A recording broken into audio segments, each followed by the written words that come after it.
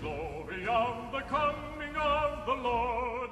He is But obviously, I give credit to the message. I know I get a lot of credit, and hopefully I come to a large degree, but really, it's people like you who join with the enthusiasm and the beliefs and the conviction that we can solve our problems, and the problems aren't that difficult. We can solve them merely by obeying the law and reading the Constitution.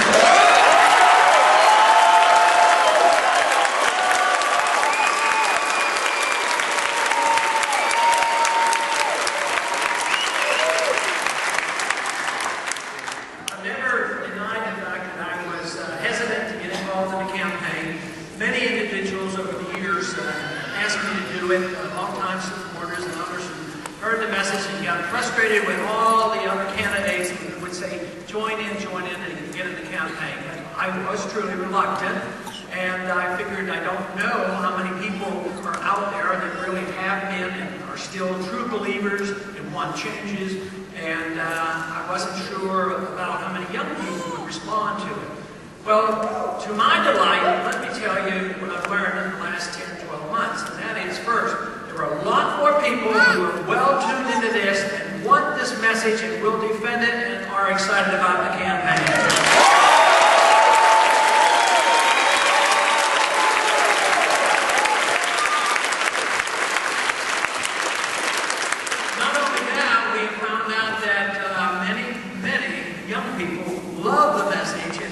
Growing and joining us by leaps and bounds, and that is also very important and exciting.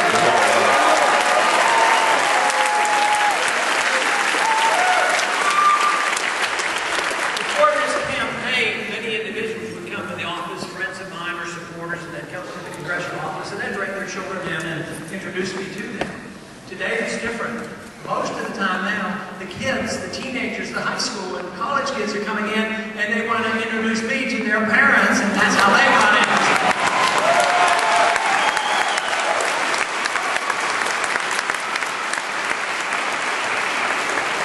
There is no doubt in my mind that the message of freedom brings people together. I am astounded by that, and the crowds that we're getting, there is great and grand diversity. And that's the way it should be, because freedom is not threatening. Because if you really believe in freedom, you don't want to intimidate your friends and neighbors by writing laws pretending that you can legislate virtue. It doesn't work, and therefore people don't feel intimidated. The same way when it comes to economic issues, it's recognized in a free society that it's your money, and you get to spend it, and nobody should be telling you how to spend your own money.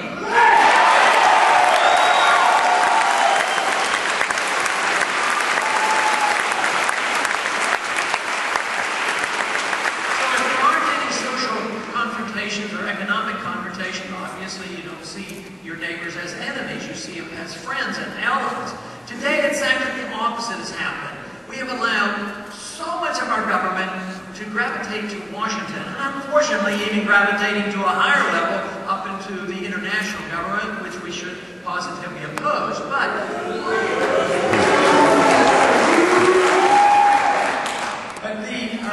the whole fact is that when we have this national control of our lives and this idea that they have to pass every rule and regulation on how we perform our personal behavior as well as controlling our money, what does it do? It sends a message out that the only way you can get control back is you have to be a high-powered lobbyist to go to Washington and work for your special interest. The little people don't have the representation, so they get squeezed out and pushed aside, and then those who have the powerful special interest, whether you're in the medical industrial complex or the military industrial complex or the banking industrial complex, believe me, they have clout in Washington, and that's when what happens, it becomes very divisive. And when the economy goes down, and when there's less production and the government has less, then everybody is clawing at each other and fighting over it. That's what welfare and socialism does. Freedom does the opposite. It allows us to be non-confrontational, bring people together, and if we defend liberty and understand liberty, we realize that the purpose of liberty is to strive personally for excellence and virtue. That is not a responsibility of government.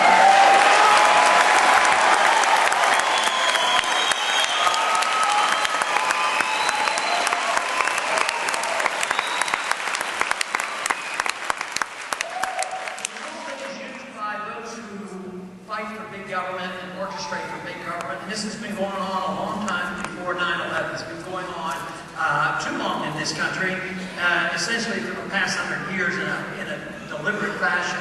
But the whole purpose of getting people to capitulate, the way they do this is they have to build up fear in the hearts and the mind of the people. The people have to believe that if I don't have government to take care of me, then I won't have a job, I won't have any wealth, I won't have medical care, I won't get an education, and everything is dependent on the government. So if you have a depression come along, such as we had in the 30s, instead of blaming the government that was at fault, what they'll do is they'll say, aha, the only way you can do this is turn all the responsibility over to the government. And the same way after 9/11, it was a great opportunity, and some of the neoconservatives admitted it. This is an opportunity for us to promote our views, because people are fearful. And when people are fearful, not only do they give up their economic freedoms, but too often they'll give up their personal liberties. But there's one conclusion I've come to about all the things that have been passed, all the bad legislation that has been passed by 9/11, is that there is absolutely no reason ever to give up any personal liberty to be safe. You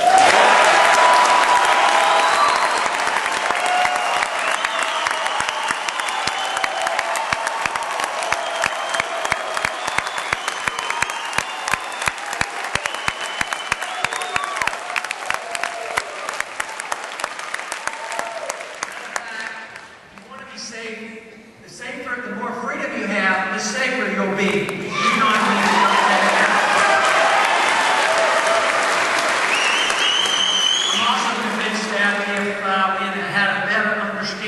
Personal property rights, responsibility, and the Second Amendment, 9/11 probably would have never occurred.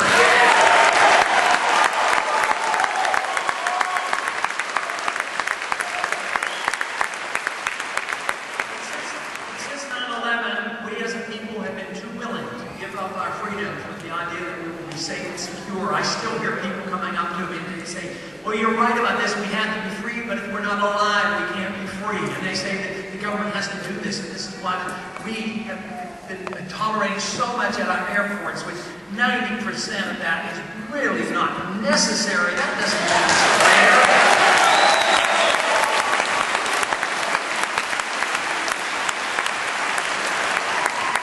I never quite understood if I had a slightly larger than authorized tube of toothpaste, if they take that from me, I'm supposed to feel safer than prayer violence. The problems actually started before 9/11, and much of the legislation that was passed immediately afterward had been proposed before 9/11, and it was seen as an opportunity. For instance, the bill that I strongly opposed and strongly voted against, and I'm proud of the vote, and that was not to pass the Patriot Act.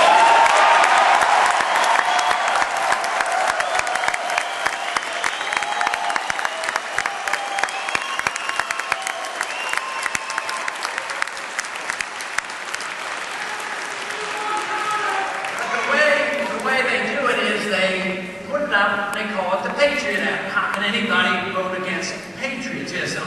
And the members of Congress, quite frankly, I know for certain that none of them had a chance to read it before it was voted for in the House of Representatives, because the bill appeared in the morning a couple hours before we were voting on it, and it was very, very complex. There was no way they could have read it. So when I asked other members, why are you voting for this? You haven't even read it. They said, well, people are fearful. We've had 9/11. People want us to do something. And they never asked the question and assume the responsibility. Well, yes, do something, but if you do something wrong, isn't that terrible too? But no, they went along with it, and then they passed the Military Commissions Act, which is another bad piece of legislation.